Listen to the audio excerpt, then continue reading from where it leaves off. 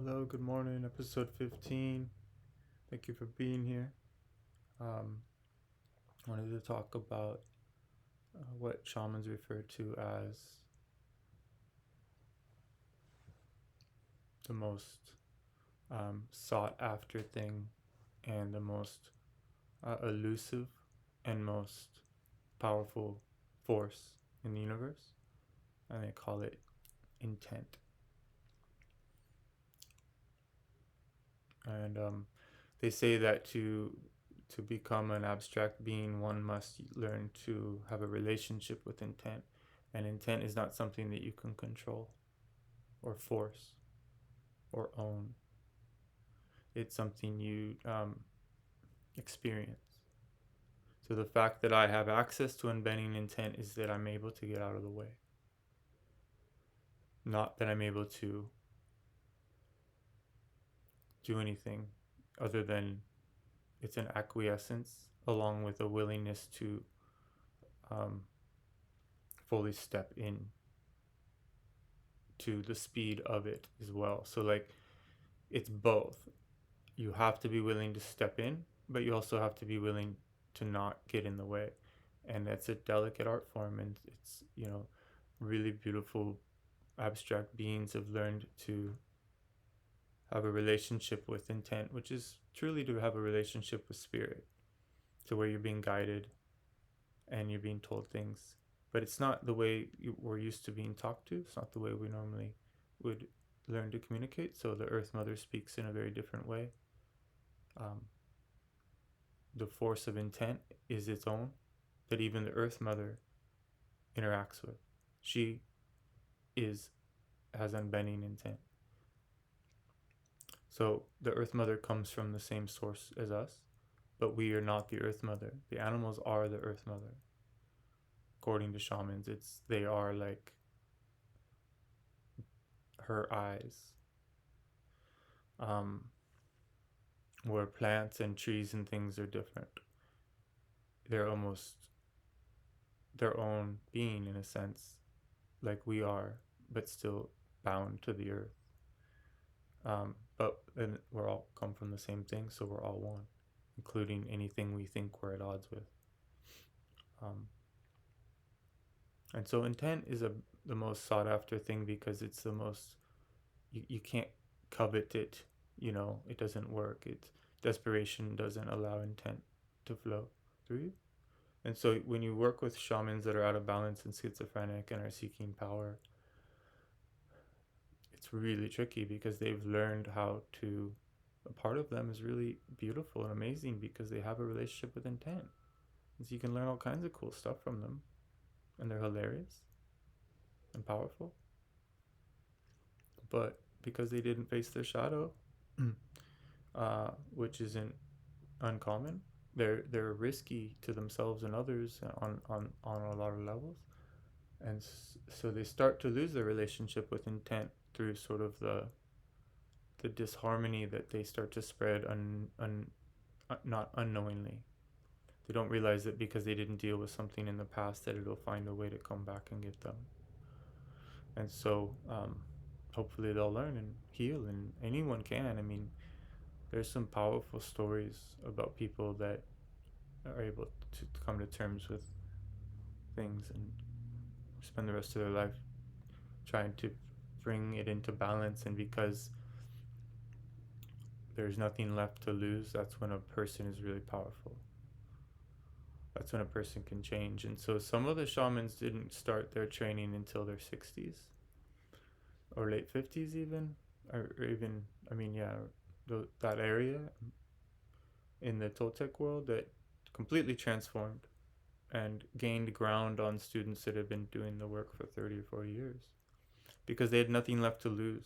They came to terms with the fact that they were leaving soon enough and that their lives were miserable, and they had reached, the universe gave them the great fortune of a miserable existence so that they would be willing to give up everything for the spirit world. So you think somebody has a miserable existence, they might be lucky because they may be, it's usually shamans will seek out those that won't be missed, because it's hard to convince someone who's powerful, who already is a CEO, who's, got multiple women, and there's powerful people in this world, and shamans could definitely benefit and help them, and they could help the shamanic path because they're so powerful. Like, it's not like,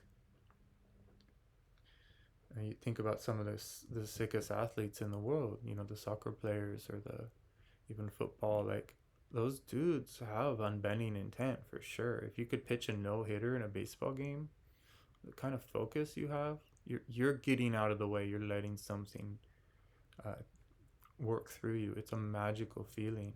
Those are magical events. It's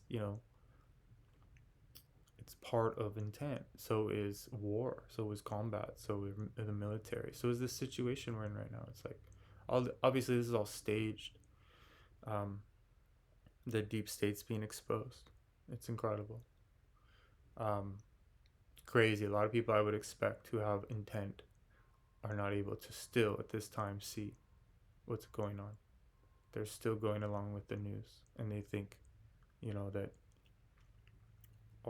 they think all the lies are real, even though they're seeing that they're. I mean, it's just absolutely insane to me. But I love it. I love it because a lot of people are waking up. People I wouldn't have expected to wake up are waking up, and people that I thought would by now are not. Fascinating. I appreciate the reality check. Things are definitely like it's the quickening, is happening now, and it's gonna be really hard for people to come to terms with. So there's gonna be heavy energy days. I had a heavy one yesterday, really heavy on Tuesday, but good. Like I would watch like somebody going through something difficult because of these restrictions, and I would literally just start bawling. Um, just to feel it all, right? It's so incredible. We're finally.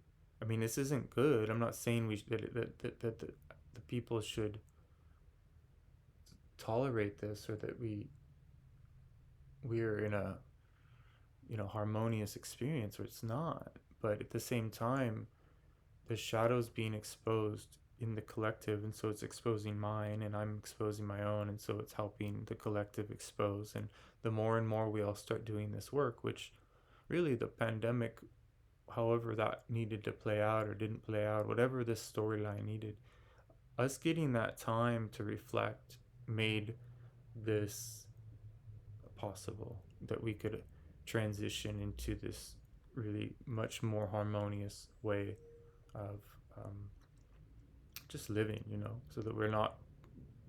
If we don't extract ourselves from these liars, then they'll run big pharma false flags on us forever.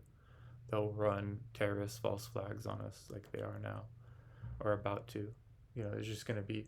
But honestly, they're all exposed. The chess game's so dope, and there's nothing they can do. They're on the defensive, so everything they're trying to do, they're being monitored, and so they're really limited, and they're gonna play it out. I mean, the chess game doesn't end for a long time.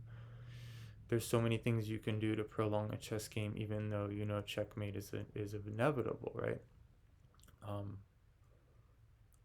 so intent is something we all get to learn in the meantime, and then the more intent we have access to, the more our dream capacity to see and bring balance to the situation will be more effective, right? Because we will all be like, okay, you know what?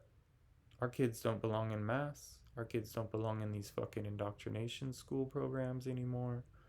You know, um, like I and others can create a homeschool situation or a new program that moves around these this misinformation. Schooling itself is unnecessary. Like really, children should just be um, learning how to tell stories, and both made up and how to tell their story, and how to tell their story of their grandparents, or like we should be learning about our inner circle, and we should be sharing with others so that everyone knows us, and reading incredible books. And there's no reason to be in any sort of school. It's just, you know, we need to have community because kids thrive when they're together learning and expanding and creatively. And I I was in a dope program as a kid, and um, I wish I had figured out a way to stay in it because it was incredible like that. It was basically that concept. Um, and it was because I had this super high IQ, and they put me in this thing, and um, it to this day I'm still sort of chasing that, and I think that's sort of part of my dharma.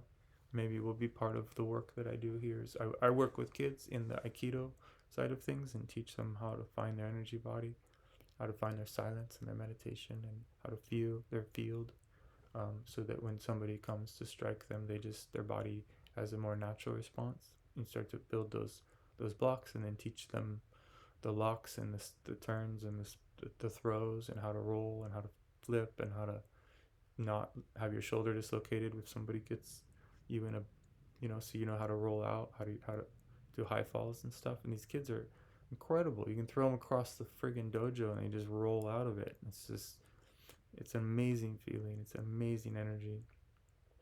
Um, and now these dojos have kids wearing fucking dirty ass fucking masks while they're doing martial arts and falling off their face, and there's just bacteria, and it's just so disgusting, you guys. Like, I can't believe everyone's so fucking dense. I can't believe full on shamanic seers are wearing masks. I'm in fucking shock. At this point in the game, you're wearing a dirty ass cloth fucking diaper on your face, and you're a shaman. You've been guiding people for 25 years and in deep journeying, and you're out there wearing a fucking cloth diaper over your face. Can you think it fucking does something? This is an energetic world. The physical part isn't as real as we think. And so the viruses are made by us in order to detox poison. There's no germ to catch from somebody. That's been proven. And shamans fucking know this. So it's wow.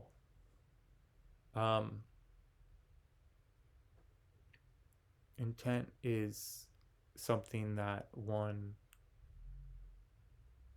can really celebrate when they have access to it, because it changes the game forever, right? You're never going to be without. You always have. You've discovered the capacity to be quiet, and and and spirit will show you a window of opportunity. A door will open in your life if you're willing to look. So there's never a time when you will be without that guidance, because the unbending intent keeps you focused.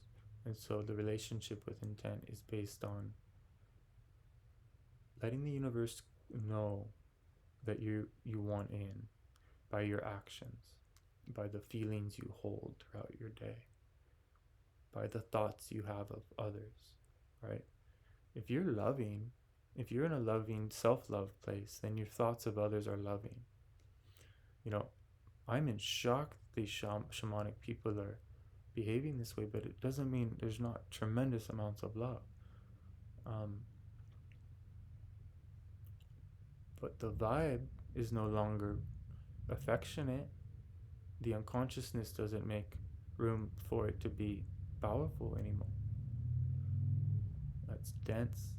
Something that was liberated got caught in some density. It's very painful. But it's a total miracle. It's an observation. It's knowledge. It's gnosis. Therefore, it's positive. Therefore, this story is perfect. Doesn't mean I'm not going to be surprised at the story.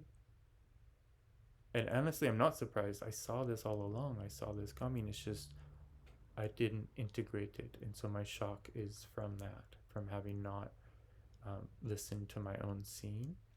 And that's why I waited so long to sort of start sharing, because I was really caught in seeing the limitations of the people that are sort of on the front line teaching these things.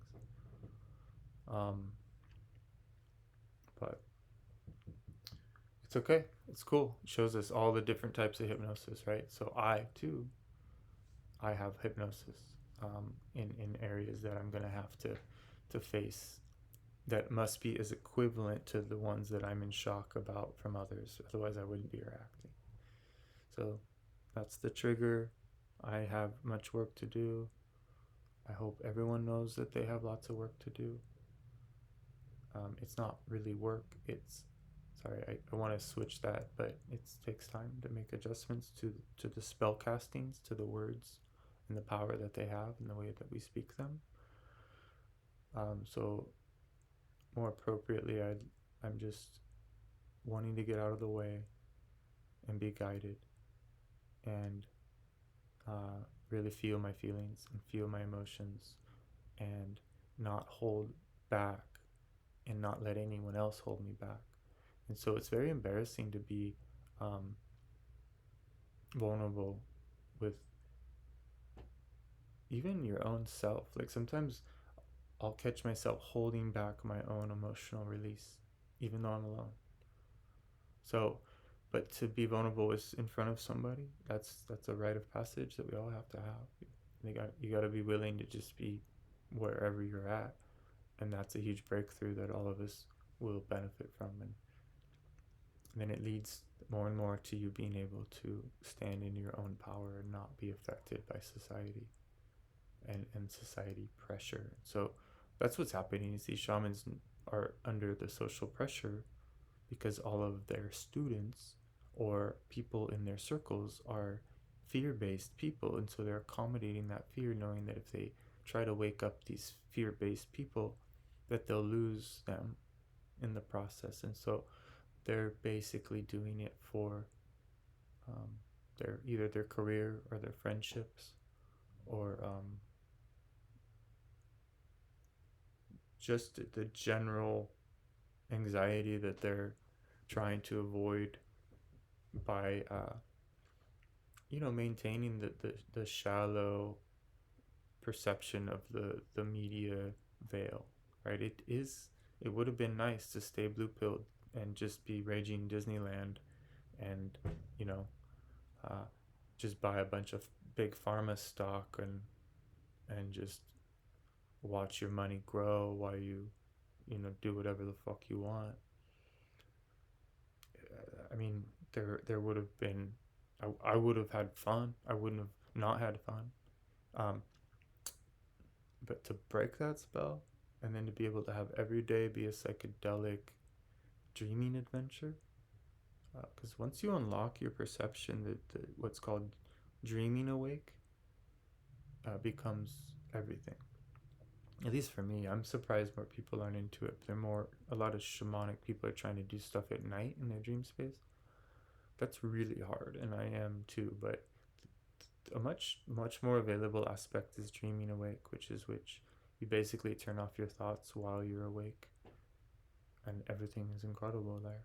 So whether you take long walks, or whether you go into a dark closet, or whether you walk through the city, or whether you are sitting at a restaurant, there's a way to trance out so significantly that spirit will show up and start teaching you things about what you're observing. And then, so like when you're walking through a crowded city, don't make eye contact with anyone. Look at everything all at once. Just let yourself see it all. Hopefully, you've done some psychedelics and you have access to that perception. It will return. You know, um, it will return. You what they call flashbacks, or mental illness is not what we think at all. And so that's another thing, you guys. Like, some of us still go along with these ways of talking about things like schizophrenia, and those are words that were given to us to explain something that we don't have another word for. But uh, bipolar and all of these things, shamans can explain this stuff in a much more energetic way, and the people that gave us those titles were part of the old guard. They were part of the control matrix, whether they meant to be or not. because the control matrix makes sure it has a hold of those that have influence over public opinion or scientific communities, right? So they bring in people to rise to the top that will lead others into certain ways of thought. And it's pseudoscience, and it's the manipulation of data, it's the manipulation of testing, the manipulation of systems, it's the manipulation of corruption. It's a powerful way of controlling narrative. And so science is compromised, uh, totally compromised. It's pseudoscience. We're being trained in lies across the board, and that's very discomfort. That's very uncomfortable to come to terms with, and that's why people are holding on for dear life to an old lie.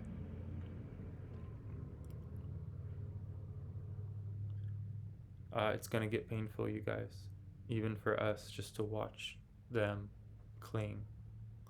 But we're clinging too. Don't fool yourself. We all cling, and we kind of need to until we're really ready to let go. So I hope you can be kind to yourself in this process and give yourself permission to be where you're at instead of beat yourself up. If you're like, oh no, I shouldn't be doing this, then you're creating a low vibration. If that's where you're at and that's what you're doing, then try to make it as fun as you can and enjoy and laugh at it. And laugh at your situation and just, or cry or whatever you got to feel, and once it becomes something you don't want, throw it away. It's like, don't force yourself to keep putting the thing in your body that you really don't want to do. Just be like, okay, fuck, that's gross. It's my body doesn't want it. Admit it. Suffer defeat. Or if you force it down, or if you're not having negative reactions, then like, don't react right now, you guys. We have a long pathway to go in order to purify, and it will happen in a holistic, beautiful way. And the guilt and shame and regret and all that stuff, that is the lowest vibration you could consume. Therefore, it would be better if you ate whatever, than as long as you weren't beating yourself up about it. To a point. I mean, you know, um, their disease and things can manifest quickly if you're going hardcore into just the zero consciousness realm of food. And once you know certain things, there's certain areas of consumption that are an option, become really not an option. So it is a delicate walk, but I promise it gets amazing. The benefits of loving yourself lead to harmony that makes it so that this isn't such a stressful process. In fact, it becomes a healing process. I mean, that's what it's supposed to be. This is for your nervous system repair. So how are we going to switch that over to where, like, okay, I'm going to take care of me so that I can make a contribution to the whole, rather than how can I be saved and that's it. Like, that's everyone's like, how am I going to be saved? How is my life going to be okay? And we really don't care about others. Like, we're just like, well, as long as I make it to, as long as me and mine, and that's okay. I mean, of course, we're human, we're survivalistic. We can't help others, and we can't drag people along with us. And it's true, you do have to take care of yourself. And especially if you're a really powerful person, like we need you. Take care of yourself. Okay, there's so much work, there's so much purpose, I should say, available. So much of what your dharma is going to contribute to the whole is so incredible. So it's such an honor to all the people that that were that are available and in place and are willing to learn and unlearn. That's going to be the tricky thing. There's some really powerful people that have a lot to unlearn, and I hope that they'll take that journey. I would like to take that journey. I would like to know what it is that I need to let go, and I'm asking for that. I'm intending ego death.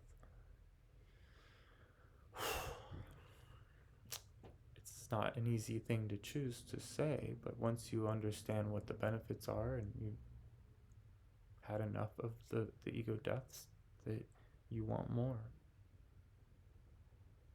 So it lightens your load, It unburdens you. And then dreaming awake becomes the reason why you continue.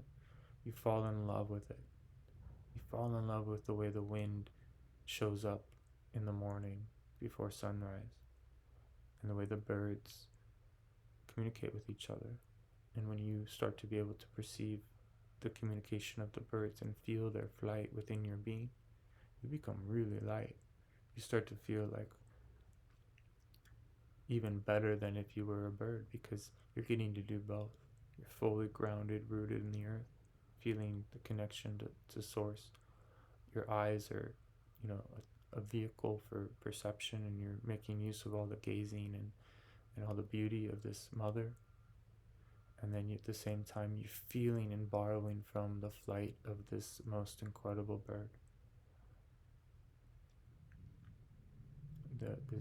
Or many, the more the merrier. The more birds, the more love. The more, it's limitless. The amount of, like, it's just like they literally fly through my chakra line. That's what it's like for me. It took me many years to get used to being this open and being able to handle this much intensity and not go insane, and then apply myself to the world so that I didn't go become a hermit that got all tripped out on my ego, or tripped out on my lack of ego, which is just to be tripped to turn it into ego, right? So I had a lot of ego death. So what? I have a lot more to do.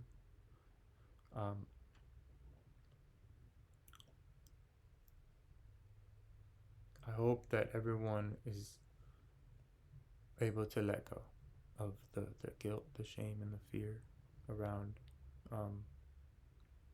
how to be who you want to be, because it'll just happen when you stop beating yourself up. That's the cycle you get caught in. Like, oh, I shouldn't be doing this, and then, well, fuck it, I'm just gonna do it for this much more, and then it's like, oh God, you guys, I know I've been there, a lot of time there, and there comes a point where it's like, you just gotta live.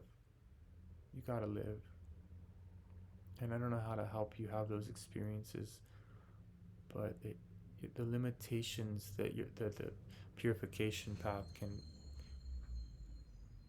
create, then they keep you from going out into the world and experiencing the adventures that would unlock your perception, and that's more beneficial.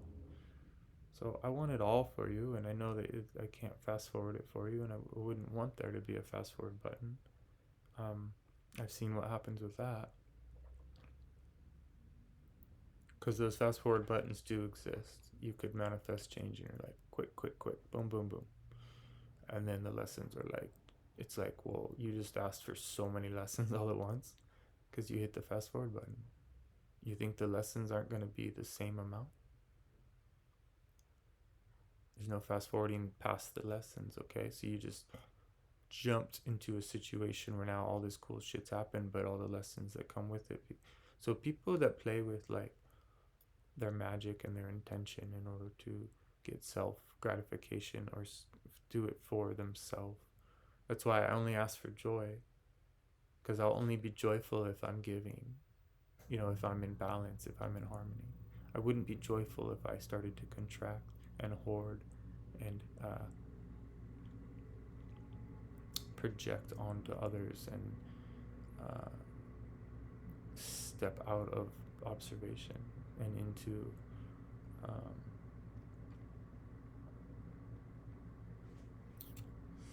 I don't know what the word is. To leave observation would be to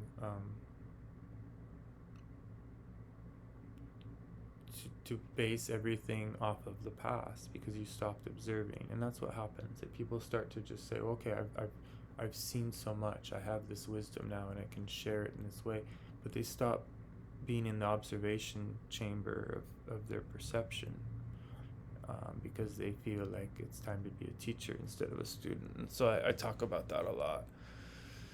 You should always be a student of life, a student of knowledgeable people. And sometimes, like I've said, you're gonna have to work with people that you don't align with on every level, but you align with on particular levels. And so just if you're guided in there, just stalk the situation and just be thankful and learn from them. But there'll come a point where you bypass your teachers, and then you're like, it's pretty lonely, pretty scary. Like in Crouching Tiger, Hidden Dragon, where she realized years ahead of time that she had bypassed her teacher, she scared the shit out of her. That happens. That happens. It's an age-old story. Um, so dreaming awake, intent,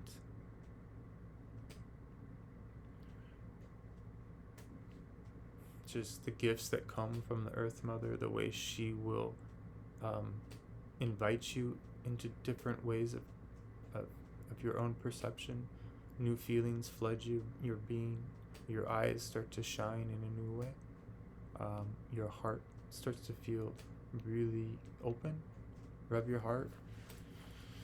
Like really use the back of your, and get in the center of your rib, the very center of your body. I know everyone thinks the heart's over here, but just this is where you want to heal your heart, is right in the center.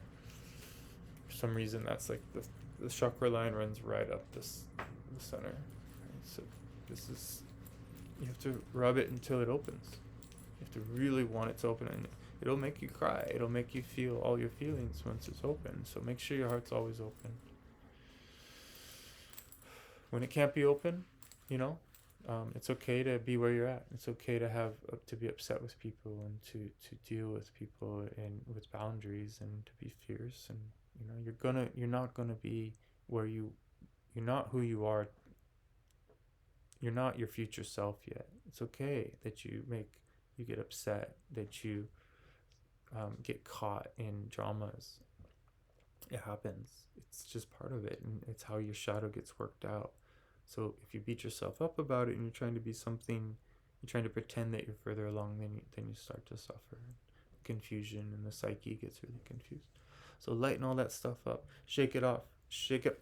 Really be willing to like fully shake and get all this stuff out of you, until it's like, like when an animal gets run over or something, or hit, like a deer gets hit in the road. If you watch, as soon as they get up, they shake all that fear juice off. I was climbing behind a rock climber in I used to do full on free climbs, bouldering, but then it would turn into just to walls, and we would eat psychedelics.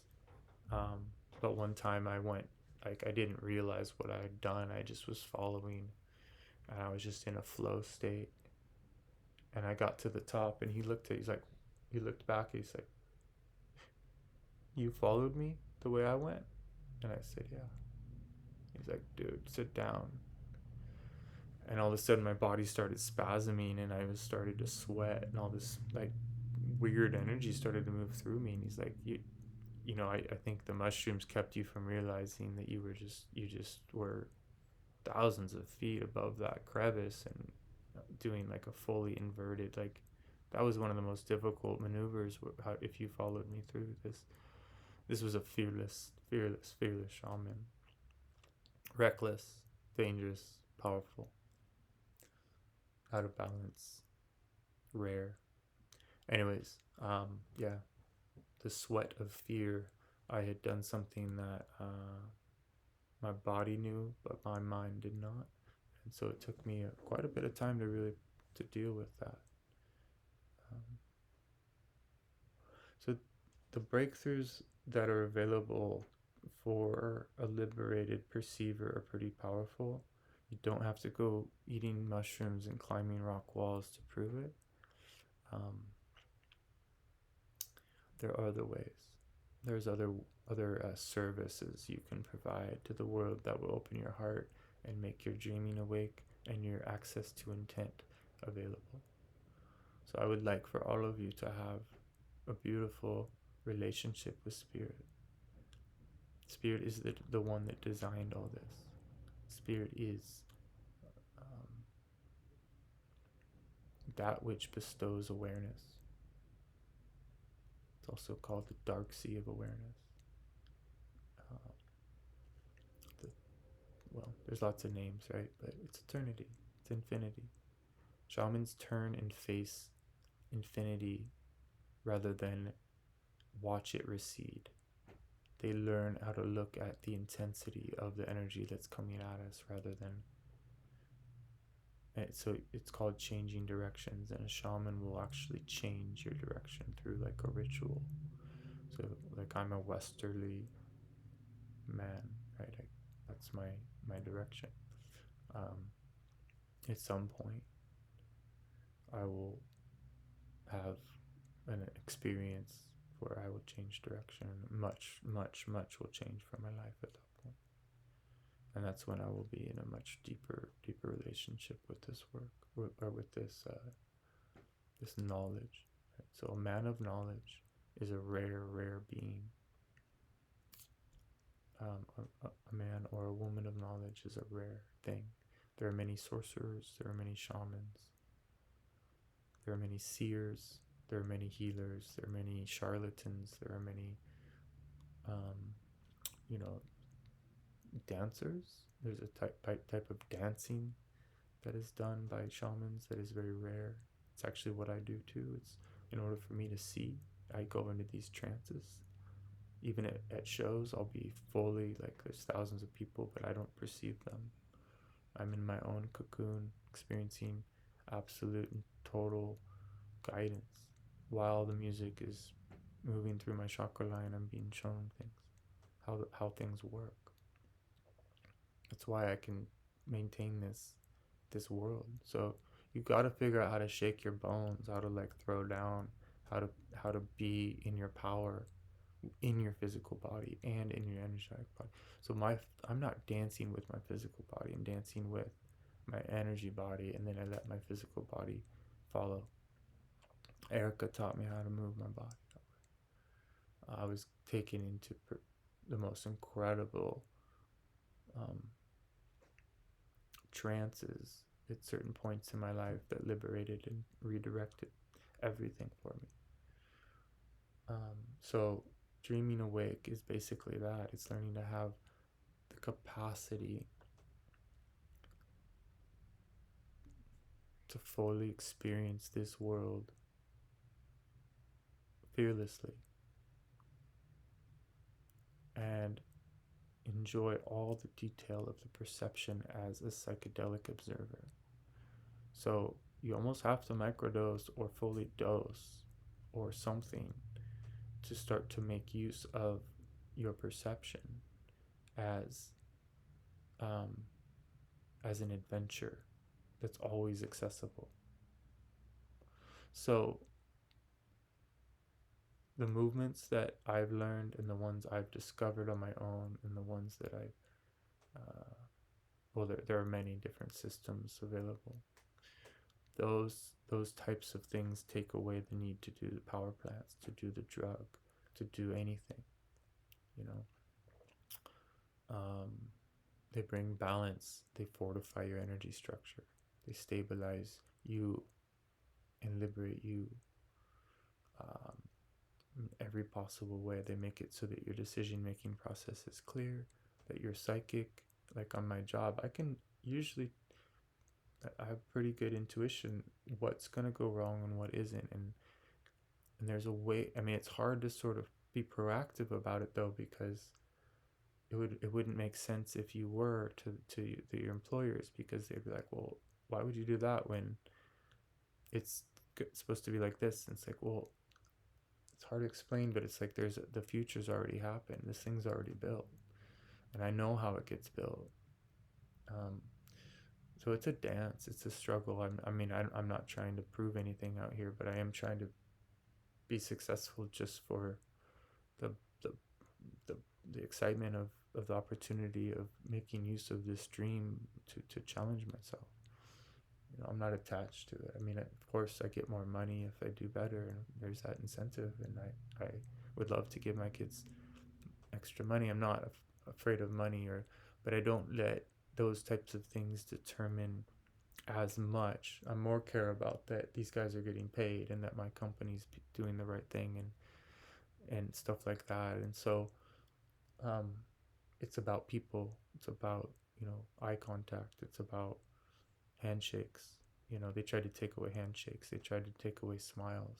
That's why I just don't think people realize how devious this scamdemic is, and how difficult it's going to be to extract people from the hypnosis that they're in from not being able to see it.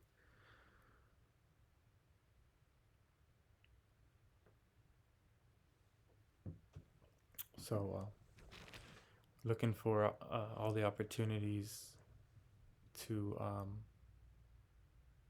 move into a much more dynamic, dreaming adventure with all of you, and look forward to all of the possibilities that are becoming available to you as your little ego does start to show up and start to transfer you into this new time we're in. We're in the beginning of a real new shift. So I know a lot of people were thinking everything was just going to sort of get better and resolve, but it's not like that. This is a deep, deep journey, a really, really powerful